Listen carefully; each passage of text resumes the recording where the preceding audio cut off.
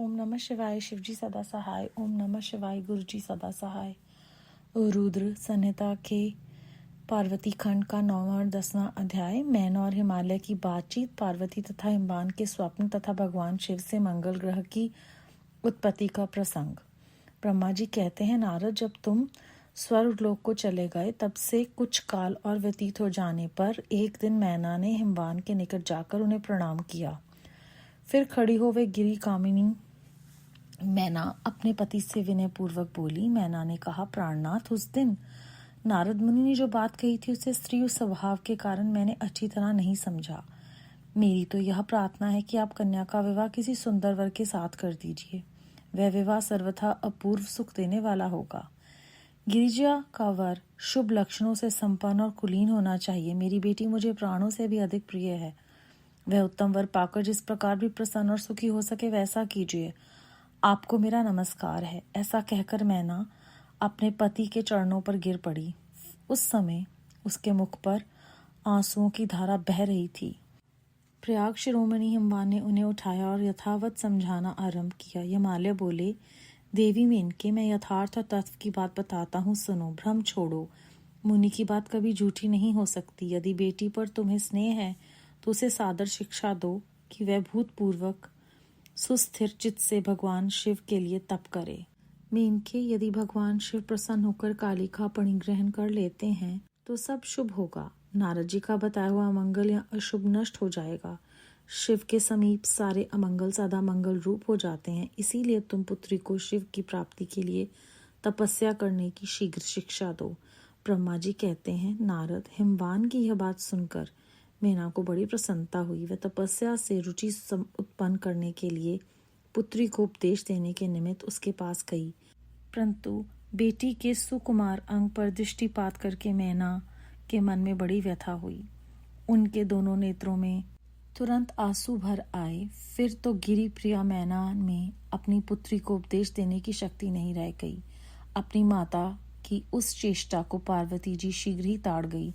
तब वे सर्वज्ञ परमेश्वरी कालिका देवी माता को बारंबार आश्वासन दे तुरंत बोली। पार्वती ने कहा, माँ, तुम बड़ी समझदार हो, मेरी यह बात सुनो। आज पिछली रात्रि के समय ब्रह्म मुहूर्त में मैंने एक स्वप्न देखा है, उसे बताती हूँ।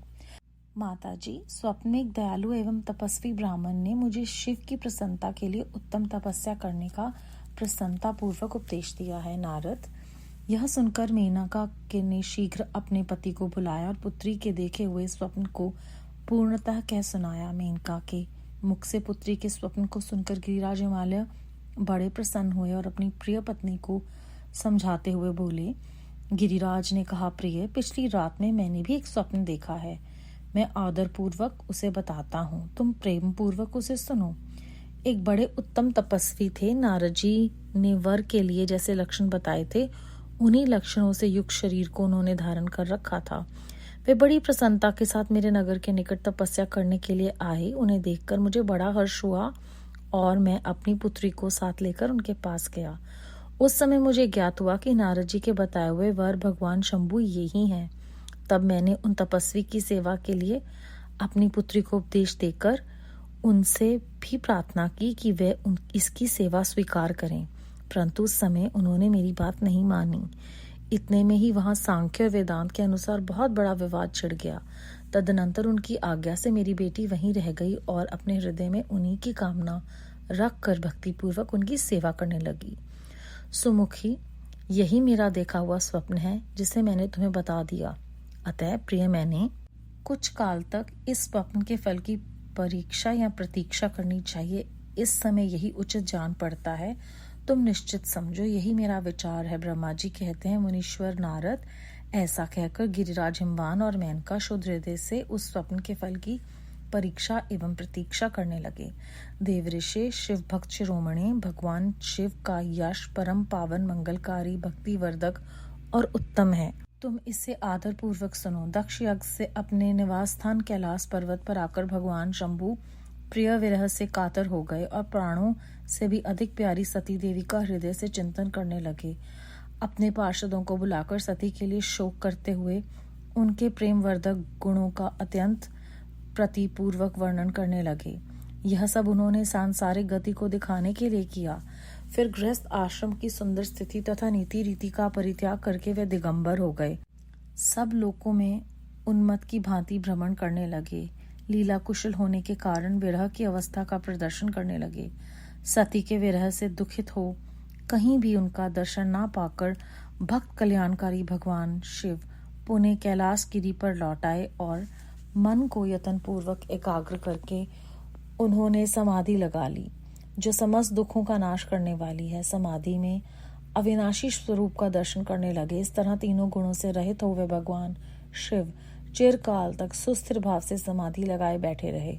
वे प्रभु स्वयं भी माया के अधिपति निर्विकार परब्रह्म हैं। तदनंतर जब असंख्य वर्ष व्यतीत हो गए तब उन्होंने समाधि छोड़ी। उसके बाद तुरंत ही जो चरित्र हुआ उसे मैं बताता हूँ। भगवान शिव के ललाट से उस समय श्रम जनित पसीने की एक बूंद पृथ्वी पर गिरी और तत्काल एक शिशु के रूप में परिणित हो गई।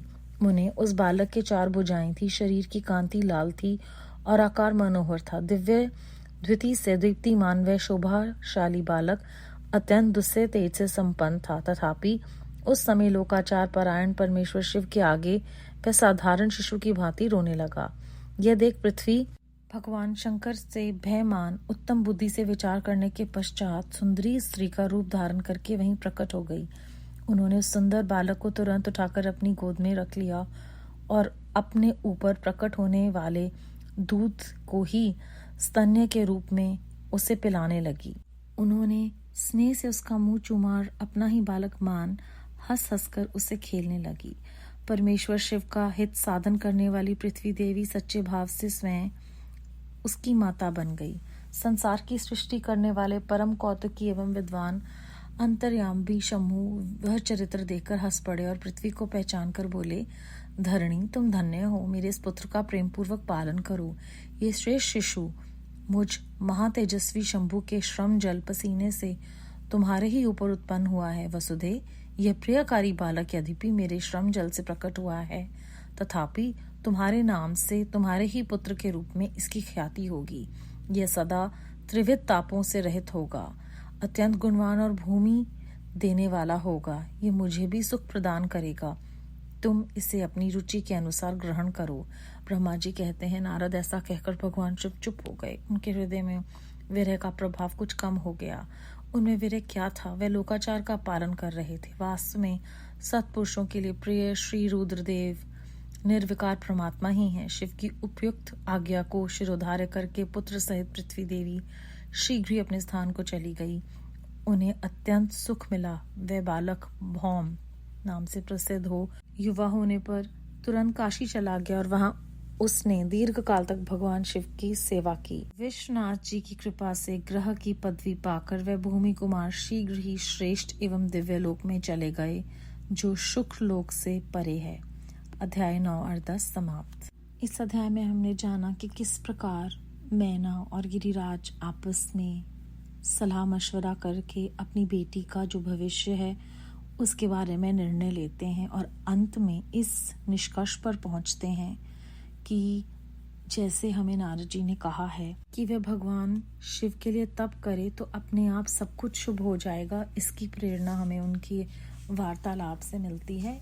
इसके अलावा जो बहुत ही महत्वपूर्ण बात है वो ये है कि कुछ काल तक हमें परीक्षा और प्रतीक्षा करनी पड़ती है। जब हमें कोई भी फल परमात्मा जो भी हमें चाहे वो स्वप्न में दिखाएं या वो हमारे लिए जो भी सोचते हैं वो अपने ही समय पर होगा।